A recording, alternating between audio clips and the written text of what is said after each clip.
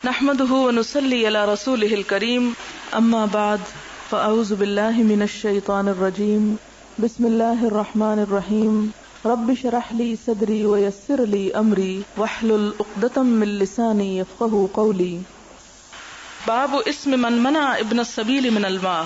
گناہ اس شخص کا جو روکے مسافر کو پانی سے، مسافر کو پانی لینے سے جو روکے اس پر کتنا گناہ. مثلا کسی کے گھر کے باہر کنواں لگا ہوا یا نلکا لگا ہوا ہے اور وہ کسی آنے جانے والے گزرنے والے کو پانی نہ بھرنے دے، اس میں اس کے پیچ نکال کے رکھ دے کہ نلکا ٹوٹ جائے گا یا پانی کنویں کا ختم ہو جائے گا، تو یہ بات درست نہیں ہے، اس کی اجازت نہیں ہے. پانی نہیں روکنا چاہیے کسی سے. حدثنا موسى بن اسماعیل حدثنا عبد الواحد بن زیاد عن الاعمش قال سمعت ابا صالح يقول سمعت ابا هريرة رضی اللہ عنہ يقول قال رسول اللہ صلی اللہ علیہ وسلم، نبی صلی اللہ علیہ وسلم نے فرمایا، ثلاثۃ، تین لوگ ایسے ہیں، لا ينظر اللہ الیہم یوم القیامہ، قیامت کے دن اللہ تعالیٰ ان کی طرف نظر بھی نہ اٹھائے گا، ولا یزکیہم، اور ان کو پاک نہ کرے گا، وَلَهُمْ عَذَابٌ علیم، اور ان کے لیے دردناک عذاب ہے. رجل کان لہ فضل ماء بالطریق، ایسا شخص جس کا راستے پر زائد پانی تھا، یعنی مثلا کنواں تھا یا نلکا تھا، فمنعہ من ابن السبیل، تو اس نے مسافروں کو پانی لینے سے روک دیا. ایسا شخص اللہ تعالیٰ اس کی طرف نظر نہ اٹھا کے دیکھے گا.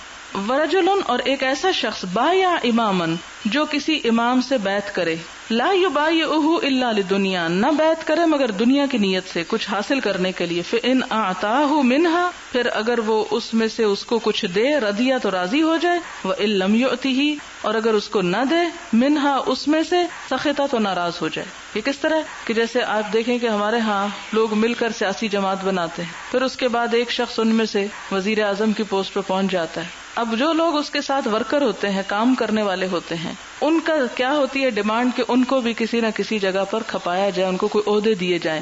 اگر وہ ان کو عہدہ نہیں دیتا تو یہ کیا کرتے ہیں، ناراض ہو جاتے ہیں، اس سے دوسری پارٹی بنا لیتے ہیں. اور اگر عہدے دیتے ہیں وہ، تو یہ دینا جو ہے، اگر کوئی شخص کسی کی مدد اس لیے کرتا ہے کہ اس میں سے اس کو بھی مفاد حاصل ہو یا اس کی مرضی کے مطابق سب کچھ ہو، تو پھر یہ تو دنیا ہی کے لیے ہے یہ چیز. اب آپ دیکھیں کہ ہمارے ہاں اس وقت اتنا بگاڑ آ چکا ہے کہ ایک جماعت کو چھوڑنا، حکومت کو چھوڑنا، دوسرے سے جوڑنا، ادھر جوڑ توڑ، اس سب کی بنیاد کیا ہے؟ ملکی مفاد، دین کا مفاد ہرگز بھی نہیں، اپنے مفادات. اس میں جہاں مفادات پورے ہوتے ہیں وہاں وہ شخص ہیرو بن جاتا ہے، اور جہاں مفادات پورے نہیں ہوتے، خواہ دین کا کتنا ہی فائدہ ہو، وہ شخص کیا بن جاتا؟ زیرو ہو جاتا.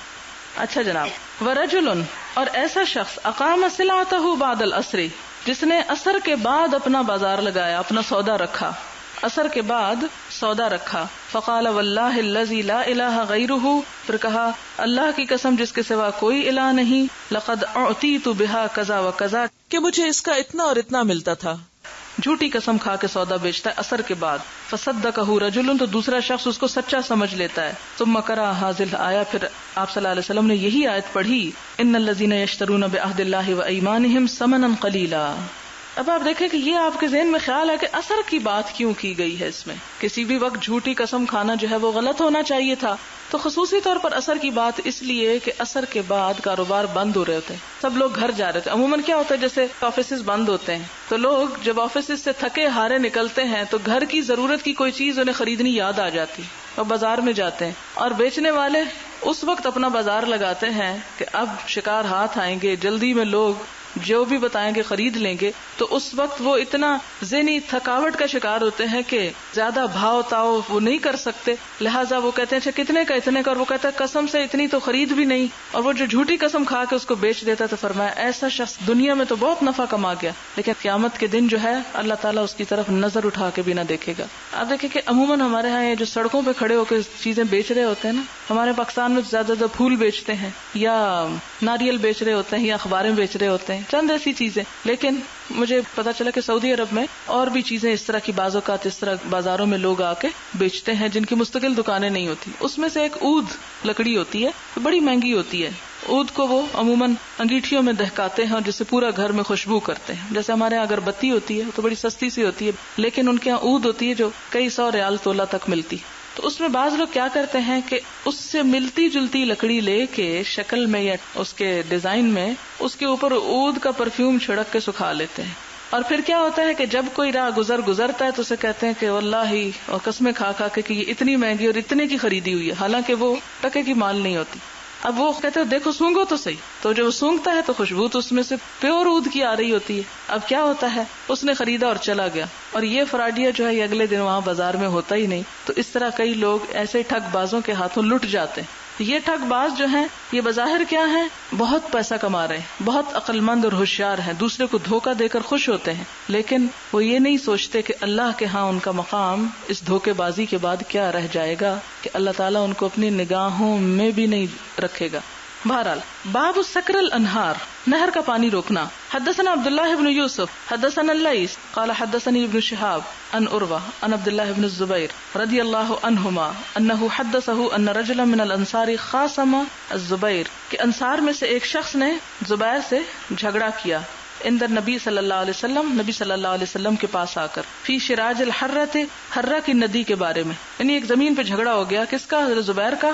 التی یسکون بہا النخل، جس سے وہ کھجوروں کو پانی دیا کرتے تھے. فقال الانصاری، تو انصاری کہتے ہیں سرح الماء، پانی بہنے دو، یعنی روکو نہیں. یمرو، گزرتا رہے. فابا علیہ، تو انہوں نے اس پر انکار کیا. فاختصما، تو دونوں جھگڑ پڑے اندر نبی صلی اللہ علیہ وسلم، نبی صلی اللہ علیہ وسلم کے پاس آ کر، یعنی دونوں جھگڑا وہاں لے گئے، مقدمہ پیش کیا. فقال رسول اللہ صلی اللہ علیہ وسلم، تو نبی صلی اللہ علیہ وسلم نے فرمایا للزبیر، زبیر کو، اسقی یا زبیر، زبیر تم اپنی کھیت کو سیراب کرو. یعنی مراد کیا ہے، زبیر کے حق میں فیصلہ دے دیا. ثم ارسل الماء الی جارک، جب اپنے کھیت سیراب کر لو تو پھر پانی پڑوسی کی طرف جانے دو. فغضب الانصاری، تو انصاری جو تھے وہ ناراض ہو گئے. فقال، کہنے لگے ان کان ابن امتک، اسی لیے نا کہ تمہاری پھپھی کا بیٹا ہے، یعنی اپنا رشتہ دار ہے، اس لیے اسی کے حق میں فیصلہ دو گے. فتلون وجہ رسول اللہ صلی اللہ علیہ وسلم، تو نبی صلی اللہ علیہ وسلم کا رنگ بدل گیا، چہرہ بدل گیا، چہرے کا رنگ بدل گیا. ثم قال، لیکن آپ اپنے فیصلے پر قائم رہے. اس طعنے کو سن کر بھی آپ نے فیصلہ نہیں بدلا. آپ نے فرمایا اسقی یا زبیر، زبیر تم پانی پلاؤ. ثم احبس الماء، پھر پانی روک لو. حتی یرجع الی الجدر، یہاں تک کہ وہ منڈیر تک آ جائے. جدر دیوار کو کہتے ہیں نا. فقال الزبیر واللہ انی لاحسب هذه الآیہ نزلت فی ذلک، زبیر کہتے ہیں اللہ کی قسم میں سمجھتا ہوں کہ یہ آیت اسی موقع کے لیے اتری تھی. فلا وربک لا یؤمنون حتی یحکموک فیما شجر بینہم، پس نہیں، قسم ہے تیرے رب کی، وہ ہرگز ایمان نہیں لا سکتے یا مومن نہیں ہو سکتے یہاں تک کہ تجھ کو منصف نہ بنائے اس معاملے میں کہ جو ان کے درمیان جھگڑا واقع ہو جائے. یعنی جھگڑوں کے معاملے میں جب تک حضور صلی اللہ علیہ وسلم کے فیصلے کو قبول نہ کریں اس وقت تک وہ اہل ایمان ہو نہیں سکتے. قال محمد بن العباس قال ابو عبداللہ لیس احد یذکر عروۃ عن عبداللہ الا اللیث فقط. یہ روایت صرف اس چینل سے آئی ہے. اس سے یہ پتہ چلتا ہے کہ نہر کا پانی جو ہے وہ روکنا درست نہیں. ہاں، جب اپنے کھیت یا درختوں کو پانی دے چکے تو پھر دوسرے کے کھیت کی طرف جانے دے. باب شرب الاعلی قبل الاسفل، اعلی زمین کو پہلے، یعنی اوپر والی، اعلی سے مراد عمدہ نہیں ہے بلکہ اعلی سے مراد علو سے، بلندی کی طرف والی، اوپر والی زمین کو پہلے سیراب کیا جائے قبل الاسفل، نیچے والی زمین کے بنسبت. کیوں؟ اس لیے کہ نیچے والی اگر سیراب ہو گئی اور پھر اوپر کی طرف پانی جائے گا تو وہ اس کا پریشر کم ہوگا، پانی جا نہیں سکے گا، اور ہو سکتا ہے کہ پھر پانی ادھر ہی لوٹ آئے اور اوپر والی جو ہے وہ رہ جائے. ایسی صورت میں کیا ہے کہ پہلے اوپر والی اور اوپر کے بعد وہ پانی نیچے کو بہ آئے گا اور تھوڑا پانی بھی کافی ہو جائے گا نچلے حصے والی کو سیراب کرنے میں. حدثنا عبدان اخبرنا عبداللہ اخبرنا معمر عن الزہری عن عروۃ قال خاصم الزبیر رجلا من الانصار، کہ حضرت زبیر کا کسی انصاری کے ساتھ جھگڑا ہو گیا. فقال النبی صلی اللہ علیہ وسلم یا زبیر، تو نبی صلی اللہ علیہ وسلم نے کہا کہ اے زبیر اسقی، پانی پلاؤ. ثم ارسل، پھر پانی کو جانے دو، یعنی پہلے اپنے کھیت سیراب کرو پھر اس کو چھوڑ دو. فقال الانصاری، تو انصاری نے کہا انہ ابن امتک، یہ وہی حدیث ہے کہ اس لیے آپ اس کے حق میں فیصلہ دے رہے ہیں کہ وہ آپ کے چچا کے بیٹے. فقال علیہ السلام اسقی یا زبیر، تو حضور صلی اللہ علیہ وسلم نے فرمایا کہ پانی پلاتے رہو اے زبیر. ثم یبلغ الماء الجدر ثم امسک، پھر پہنچ جائے پانی منڈیر کو پھر روک لو. فقال الزبیر فاحسب هذه الآیہ نزلت فی ذلک فلا وربک لا یؤمنون حتی یحکموک فیما شجر بینہم. باب شرب الاعلی الی الکعبین، شرب پلانا، الاعلی اوپر والی زمین کو، الی الکعبین ٹخنوں تک بھر کے، یعنی کتنی کھیت سیراب کرے. اگر آپ کو کبھی بھی اتفاق ہوا ہو سیراب ہوتے ہوئے زمین دیکھنے کا یا اس کے پاس سے گزرنے کا، تو آپ نے دیکھا ہوگا کہ بعض اوقات زمین کو اتنا پانی لگاتے ہیں کہ پانی کافی اونچا اس پہ آ جاتا ہے. صرف اتنا نہیں کہ جس طرح ہم گھر میں پودوں کو لگاتے ہیں کہ اوپر چھڑک دیتے ہیں، بلکہ اتنا لگاتے ہیں کہ وہ تیرنے لگتا ہے پانی اس میں. تو کہاں تک کتنا تیر جائے، بے شک ٹخنوں تک. حدثنا محمد اخبرنا مخلد قال اخبرني ابن جريج قال حدثني ابن شهاب عن عروة بن الزبير انه حدثه ان رجلا من الانصار خاصم الزبير في شراج من الحرة يسقي بها النخل فقال رسول الله صلى الله عليه وسلم اسقي يا زبير فامره بالمعروف ثم ارسل الى جارك. یعنی حضور صلی اللہ علیہ وسلم نے زبیر کو کیا کہا کہ اپنے درختوں کو پانی پلا لو، اور پھر ان کو کیا حکم دیا کہ تم اپنے ہمسائے کو بھیجو، یعنی ساتھ کی زمین والے کو. فقال الانصاری ان كان ابن عمتك فتلون وجه رسول الله صلی اللہ علیہ وسلم ثم قال اسقي ثم احبس يرجع الماء الى الجدر واستوعى له حقه. تو آپ نے پورا کیا، استوعى یعنی بھر دیا، لہو اس کو حقہ اس کا حق، یعنی جو زبیر کا حق تھا وہ اس کو دلوا دیا. فقال الزبیر واللہ ان هذه الآية انزلت في ذلك فلا وربك لا يؤمنون حتى يحكموك فيما شجر بينهم. فقال لي ابن شہاب زہری کہتے ہیں فقدرت الانصار، تو اندازہ کیا انصار نے، والناس قول النبی صلی اللہ علیہ وسلم، اور لوگوں نے نبی صلی اللہ علیہ وسلم کے اس قول پر، اسق ثم احبس حتى يرجع للجدر، کہ پلاؤ پھر روک لو یہاں تک کہ وہ منڈیر تک آ جائے. وکان ذلك للكعبین، تو یہ اندازہ جو تھا لوگوں کا یہ کتنا تھا کہ کتنا پانی پلایا گیا، ٹخنوں تک. الجدر هو الاصل، اور کہا کہ یہ جو منڈیر ہے یہی اصل ہے، اتنا حق ہے. اس سے ایک بات یہ بھی پتہ چلتی کہ حضور صلی اللہ علیہ وسلم کبھی بھی کسی حال میں بھی، خواہ کوئی رشتہ دار ہو یا غیر، بے انصافی کی بات نہیں کرتے تھے، کسی پر بھی ظلم نہیں کرتے تھے. باب فضل سقی الماء، پانی پلانے کا فضل یا ثواب. حدثنا عبداللہ بن یوسف اخبرنا مالک عن سمی عن ابی صالح عن ابی ہریرہ رضی اللہ عنہ ان رسول اللہ صلی اللہ علیہ وسلم قال بین رجل یمشی، اس اسنا کے ایک شخص چل رہا تھا، فاشتد علیہ العطش، تو اس پر پیاس شدید ہو گئی. فنزل بئرا، ایک کنویں میں اترا، فشرب منہا، اس سے پانی پیا. ثم خرج، پھر نکلا، فاذا هو بکلب یلہس، دیکھا کہ ایک کتا ہانپ رہا ہے، یاکل الثرى، گیلی مٹی چاٹ رہا ہے، من العطش، پیاس کی وجہ سے. فقال، کہنے لگا، لقد بلغ هذا مثل الذي بلغ بي. کون کہنے لگا؟ وہ پانی پینے والا شخص، کہ اس کو بھی تو وہی تکلیف ہوگی جو مجھے تھی، اس کی بھی وہی حالت ہے جو میری حالت تھی، یعنی پانی پینے سے پہلے.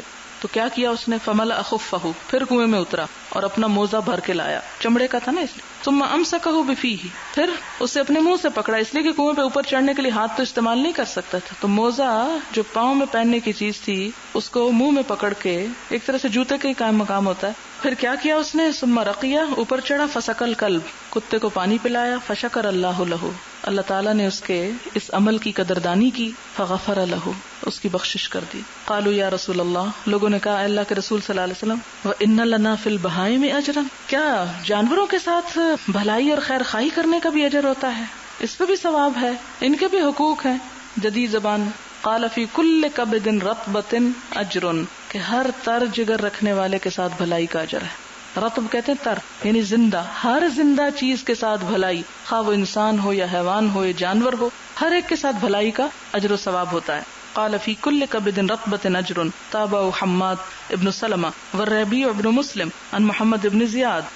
حدثنا ابن ابی مریم حدثنا نافع ابن عمر عن ابن ابی ملیکہ عن اسماء بنت ابی بکر رضی اللہ عنہما ان النبی صلی اللہ علیہ وسلم صلی صلاۃ الکسوف فقال دنت من النار. نبی صلی اللہ علیہ وسلم نے صلاۃ کسوف پڑھی. فقال، پھر فرمایا، دنت، قریب آئی، منی، مجھ سے، النار، آگ، حتی قلت، یہاں تک کہ میں نے کہا، اے رب، وانا معہم، اے رب کہ میں بھی ان کے ساتھ ہوں. یعنی اتنی قریب آئی کہ یوں لگا کہ جیسے وہ آپ کو بھی لپیٹ رہی ہے.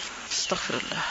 فاذا امرأۃ، تو دیکھا کہ ایک عورت، حسبت، میں نے سمجھا، انہ قالا، کہ وہ کہتے ہیں، تخدشها ہرۃ، اس کو بلی نوچ رہی ہے. یعنی آپ صلی اللہ علیہ وسلم نے کیا دیکھا اس آگ میں کہ بلی ایک عورت کو پنجے مار رہی، نوچ رہی ہے. پوچھا، ما شأن هذه، اس عورت کا کیا حال ہے، کیوں بلی نوچ رہی اس کو؟ قالوا حبستها، تو انہوں نے جواب دیا کہ اس نے اس کو قید کر رکھا تھا، حتی ماتت جوعا، یہاں تک کہ بلی بھوکی مر گئی. اب یہ دونوں حدیثیں ساتھ ساتھ آئی ہیں جو یہ جانوروں کے حقوق بتا رہی ہیں آپ کو، کہ ایک شخص نے کتے کو پانی پلایا.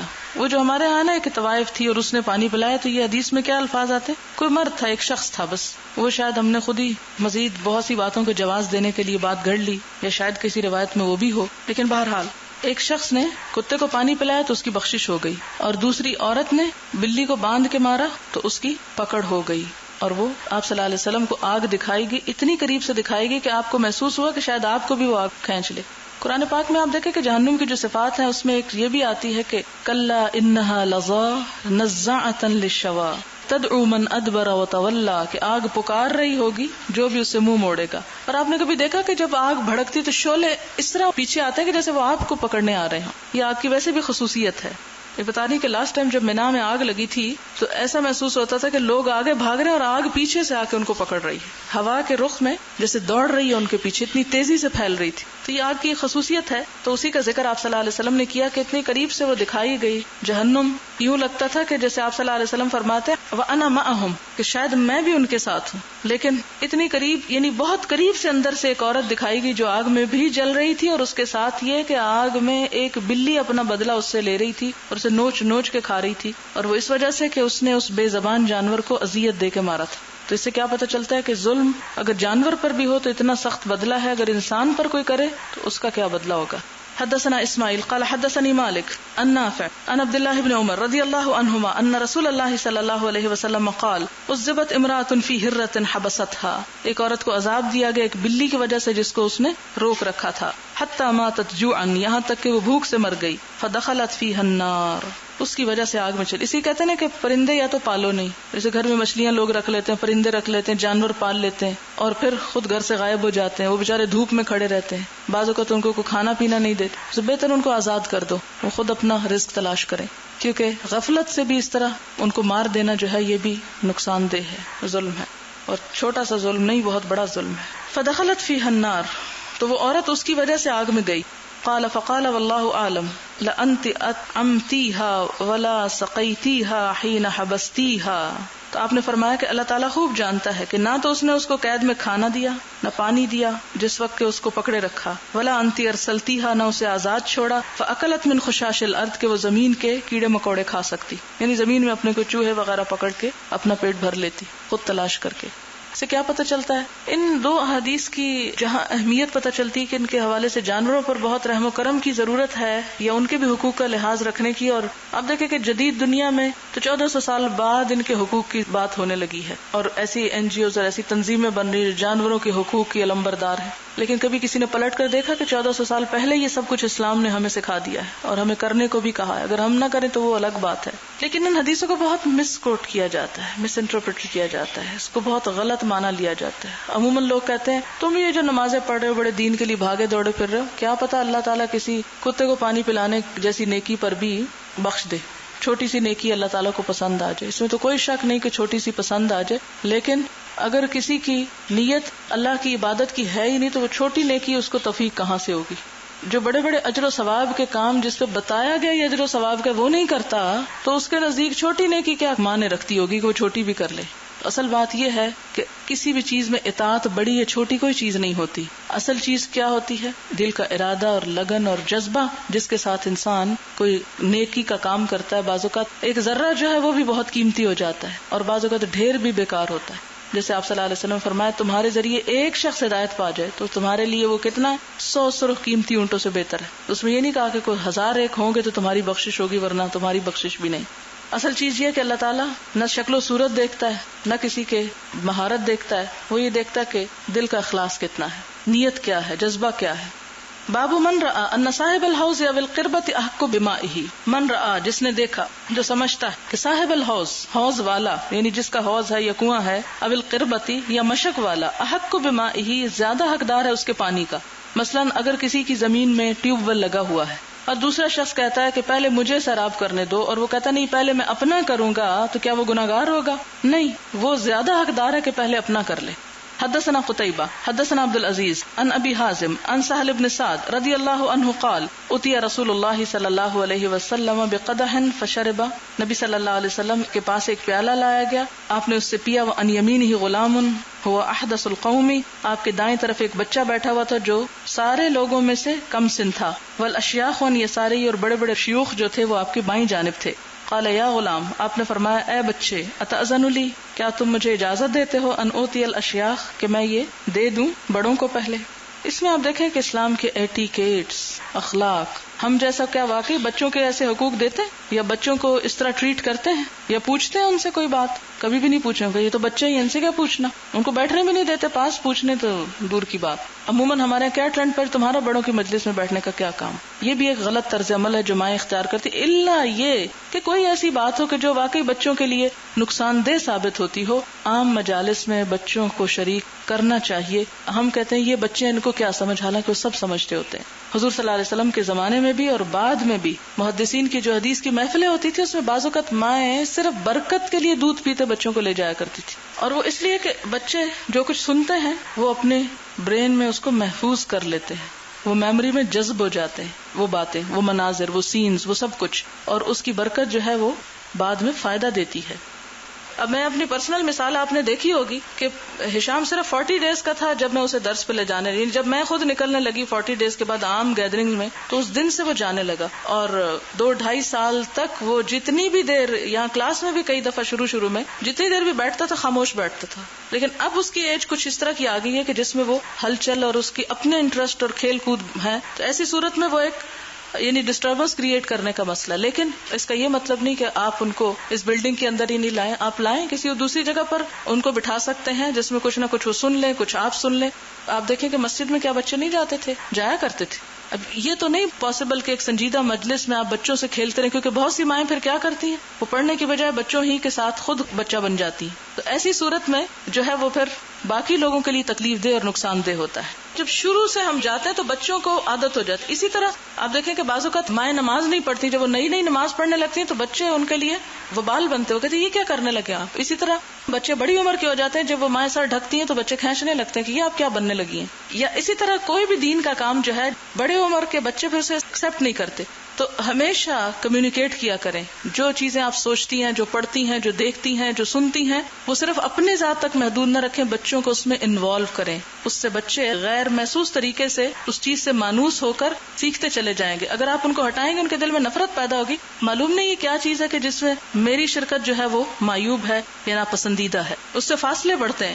ہمارے یہاں عموماً کیا ہوتا ہے کہ جب ماں نماز پڑھنے لگتی ہے اور بچہ اس کے پاس آنے لگتا ہے تو دوسرے لوگ اس کو پکڑنے لگتے ہیں، نہیں پڑھنے دو ماں کو، نماز نہیں پکڑنا چاہیے، اس لیے کہ اسے نماز سے ہی ضد ہو جائے گی بچے کو کہ یہ کیا کام ہے جس سے میری ماں مجھ سے چھن جاتی یا مجھے اس کے پاس نہیں جانے دیا جاتا، اور بچے چیخ چکار رہے ہوتے ہیں، ماں اس میں کہاں نماز پڑھ سکتی۔ نہیں، آپ ذرا سوچیں کہ ایک ماں نماز پڑھ رہی ہے اور بچہ اس کے پاس آنے ہی لگا اور کسی اور نے اچک لیا اس کو بیچ میں اور بچہ رونے دھونے لگ گیا، تو ماں کے لیے ڈسٹربنس ہو گئی۔ لیکن ایسے غیر حکیمانہ خدمت اور معاونت ہم بہت عام طور پر کرتے ہیں جو نہیں ہونی چاہیے۔ تو ہوا کیا، آپ نے اس سے پوچھا، فقال ما كنت لأوثر بنصیبی منک احدا یا رسول اللہ، کیا رسول اللہ صلی اللہ علیہ وسلم آپ سے ملی ہوئی چیز پر تو میں کسی کو بھی ترجیح نہیں دے سکتا، میں کسی اور کو اپنا یہ حق نہیں دے سکتا۔ فآتاہ ایاہ، تو آپ نے وہ پھر اسی کو عنایت کر دیا۔ اس حدیث سے کیا ہے کہ جو جس چیز کا زیادہ حقدار ہو، قربت کی وجہ سے یا عمر کی وجہ سے یا دائیں جانب، تو اسی کے اعتبار سے اس سے معاملہ کیا جائے گا۔ حدثنا محمد بن بشار حدثنا غندر حدثنا شعبہ عن محمد بن زیاد سمعت ابا ہریرہ رضی اللہ عنہ عن النبی صلی اللہ علیہ وسلم قال والذی نفسی بیدہ لأذودن رجالا عن حوضی، میں اپنے حوض پر سے کچھ لوگوں کو ہانک دوں گا، پرے کر دوں گا، کما تذاد الغریبۃ من الابل عن الحوض، جیسے پرایا اونٹ حوض سے نکال دیا جاتا ہے۔ آپ دیکھیں کہ بعض اوقات کیا ہوتا ہے، جب آپ چارہ رکھتے ہیں اپنی بھینس کے لیے تو بعض اوقات دوسروں کی بھینس بھی آ کے اس میں منہ مارنے لگتی ہے، تو پھر کسان لوگ کیا کرتے ہیں کہ دوسرے کے جانور کو دھکیل دیتے ہیں کہ یہ کھا رہی، تو اس میں اسی طرح پانی جب اپنے جانوروں کو پلاتے ہیں تو بعض اوقات دوسرا کوئی جانور آ کے پینے لگتا ہے تو وہ مالک کیا محسوس کرتا ہے کہ یہ میرے جانوروں کا حق مارا جائے گا، تو وہ اس کو پرے ہٹا دیتا ہے۔ تو اس باب میں یہ حدیث ساتھ ہی بتا دی گی کہ وہ لوگ جو دنیا میں حضور صلی اللہ علیہ وسلم کے جانے کے بعد دین میں نئی باتیں ایجاد کریں، کیا ہوگا قیامت کے دن، ان کو حضور صلی اللہ علیہ وسلم کے پاس حوض پر آنے نہیں دیا جائے گا، ان کو پرے ہٹا دیا جائے گا۔ کیوں؟ اس لیے کہ جیسے اجنبی اونٹ ہانک دیا جاتا ہے کہ انہوں نے دین میں اجنبیت پیدا کر دی تھی، دین میں نئے کانسیپٹس پیدا کر دیے تھے، وہ پھر حضور صلی اللہ علیہ وسلم کی امت میں سے نہ رہے، اس لیے کہ انہوں نے اپنا ایک نیا ہی طریقہ ایجاد کر لیا، نئی امت بنا لی۔ حدثني عبد الله بن محمد اخبرنا عبد الرزاق اخبرنا معمر عن ايوب وكثير ابن كثير يزيد احدهما على الاخر عن سعيد بن جبير قال ابن عباس رضي الله عنهما قال النبي صلى الله عليه وسلم يرحم الله اسماعيل، حضور صلی اللہ علیہ وسلم نے فرمایا ام اسماعیل پر اللہ تعالی رحمت فرمائے۔ آپ ان پر کچھ تنقید کرنے لگے ہیں. کن پر؟ حضرت اسماعیل کی والدہ پر. کون تھی؟ حضرت ہاجرہ. کیا کیا تھا انہوں نے؟ کس بات کو رد کر رہے ہیں آپ ان کی؟ لو ترکت زمزم، اگر وہ چھوڑ دیتی زمزم کو، او قال لو لم تغرف من الماء، اگر وہ اس سے چلو بھر پانی نہ لیتی، لکانت عینا معینا، تو وہ کنواں نہ ہوتا، بہتا چشمہ ہوتا. تو ان کے اس فعل کی وجہ سے وہ ایک ہی جگہ محدود ہو گیا. وَأَقْبَلَ جرہم قبیلہ ان کے پاس آئے. فقالوا، تو انہوں نے کہا، أَتَأْذَنِينَ أَن نَنزِلَ عِندَكِ، کیا تم اجازت دیتی ہو کہ ہم تمہارے پاس ہی رہ جائیں؟ قالت نعم، کہنے لگی ہاں رہ جاؤ. ولا حق لکم فی الماء، لیکن اس پانی پر تمہارا حق نہ ہوگا، یہ پانی ہمارا ہی ہے، ہمارے نام ہے. قالوا نعم، تو انہوں نے کہا ہاں. تو یہ جو انہوں نے پانی سے اس قبیلے کو روکا تھا، اس وجہ سے بھی وہ پانی بہتا چشمہ نہ رہا. مراد اس سے کیا ہے کہ حضور صلی اللہ علیہ وسلم نے حضرت ہاجرہ کے پانی پر اپنے دعوے کو ایک طرح سے ناپسند کیا. اس سے یہ پتہ چلتا ہے کہ مالک تو بن سکتا ہے، یہ آپ نے نہیں کہا کہ وہ مالک نہیں ہو سکتی تھی، لیکن اس ملکیت کی وجہ سے ہوا کیا کہ اس کا جو خیر تھا وہ محدود ہو گیا ایک طرح سے. اور اس میں بھی اللہ کی کوئی حکمت ہوگی. اگر وہ باہر بہتا ہوتا تو آج کے دور کے گندے لوگ اس میں جیسے اور ہر جگہ غلاظت پانی میں جا پھینکتے ہیں، شاید اس کو بھی ایسا ہی کر دیتے. تو اللہ تعالیٰ کی ہر کام میں مصلحت یا حکمت ہوتی ہے، پھر لوگوں سے بھی ویسا ہی طرز عمل سرزد ہو جاتا ہے. حدثني عبداللہ ابن محمد حدثنا سفیان عن عمرو عن ابی صالح السمان عن ابی ہریرہ رضی اللہ عنہ عن النبی صلی اللہ علیہ وسلم قال ثلاثۃ لا يكلمهم اللہ یوم القیامہ ولا ينظر إليهم رجل حلف على سلعة لقد أعطى بها أكثر مما أعطى وهو كاذب.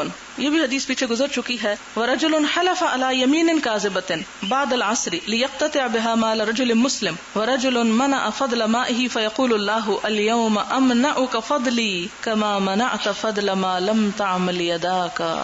قیامت کے دن ایسے شخص کو جس نے زائد پانی دوسرے سے روکا ہوگا، اللہ تعالیٰ کیا فرمائیں گے؟ آج میں بھی تجھ سے اپنا فضل روک رہا ہوں، میں بھی تجھ کو نہیں دیتا. کما منعت فضل ما لم تعمل یداک، جس طرح تو نے روکا اس چیز کو کہ جسے تیرے ہاتھوں نے نہیں بنایا تھا. قال علی حدثنا سفیان غیر مرۃ عن عمرو سمع ابا صالح یبلغ به النبی صلی اللہ علیہ وسلم. اب اس سے جو بات پیچھے والی حدیث سے پتہ چلی وہ یہ کہ ایسی چیزیں جو ہیں روکنی نہیں چاہیے، لوگوں کو اپنی ملکیت میں صرف نہیں لے لینی چاہیے کہ جو ایک مفاد عامہ سے وابستہ ہو کوئی چیز. اب دوسری طرف کیا آتا ہے؟ لا حما الا للہ ولرسولہ صلی اللہ علیہ وسلم، کہ کوئی چراگاہ مختص نہیں کی جا سکتی مگر کس کے لیے؟ اللہ اور اس کے رسول کے لیے، اور اس کے بعد خلیفہ وقت کے لیے. یعنی اس کا یہ مطلب نہیں کہ کوئی چیز مخصوص یا محدود کسی کے لیے ہو ہی نہیں سکتی. ہاں اگر حاکم وقت، کیونکہ اب اس دور میں تو ظاہر ہے کہ اللہ کے رسول صلی اللہ علیہ وسلم نہیں ہے، حاکم وقت کسی دینی مصلحت کے لیے کسی چیز کو مخصوص کرتا ہے تو اسے اس کی اجازت دی جائے گی. حما کا لفظی معنی ہوتا ہے حما، روکنا، دفع کرنا، مدد کرنا. جاہلیت کے زمانے میں ایک طریقہ یہ ہوتا تھا کہ ہر قبیلے کا جو سردار ہوتا تھا وہ ایک کتے کو بھکواتا اور جہاں تک اس کی آواز پہنچتی اتنی زمین وہ اپنے قبضے میں کر لیتا اور اسے اپنے اور اپنے جانوروں کے لیے محفوظ کر لیتا، اور اس میں نہ کوئی اور جانور چرا سکتا تھا اور نہ ہی کوئی آ کے اپنا گھر بنا سکتا تھا. تو اس کی تردید کے لیے آپ صلی اللہ علیہ وسلم نے اس حدیث کو بیان کیا اور اس رسم کو ختم کیا کہ آئندہ ایسا نہیں ہوگا کہ لوگ اس طرح فارغ پڑی زمینوں کے اوپر کتے بھکوا کے اپنے نام لگا لیں ان کو یا قبضہ کر لیں جا کے. ہاں اللہ اور رسول کو حق ہے کہ مثلاً ایک حکومت وقت ہے، وہ دیکھتی ہے کہ کچھ زمینیں بے آباد پڑی ہیں تو اس میں اگر وہ اپنی مرضی سے کچھ لوگوں کو تقسیم کر دے یا حکومت کے لیے وقف کر لے. آپ دیکھیں کہ بعض پہاڑ اور ایسی جگہیں جو ہیں وہ کیا ہوتی ہیں؟ حکومت کی ملکیت ہوتی ہیں. تو یعنی ایسی جگہ حکومت اپنی ملکیت میں رکھ سکتی ہے، وہ اس کو ایک طرح سے روک سکتی ہے. حدثنا يحيى بن بكير حدثنا الليث عن يونس عن ابن شهاب عن عبيد الله بن عبد الله بن عتبة عن ابن عباس رضي الله عنهما أن صعب بن جثامة قال إن رسول الله صلى الله عليه وسلم قال، نبی صلی اللہ علیہ وسلم نے فرمایا، لا حما الا للہ، کوئی چراگاہ نہیں مگر اللہ کے لیے، ولرسولہ اور اس کے رسول کے لیے. اب حما وہ ایریا، وہ قطع جو خاص ملکیت بن جائے کسی ایک شخص کی. وقال بلغنا ان النبي صلی اللہ علیہ وسلم حما النقیع، کہ نبی صلی اللہ علیہ وسلم نے نقی کے علاقے کو چراگاہ بنایا. وان عمر حما الشرف وربضہ، اور عمر رضی اللہ تعالیٰ عنہ نے بھی کچھ زمینوں کو اس کی باؤنڈری مقرر کر کے ایک طرح سے وقف کر دیا. وقف اصطلاحی معنوں میں نہیں، مراد یہ کہ اس کو محفوظ کر دیا.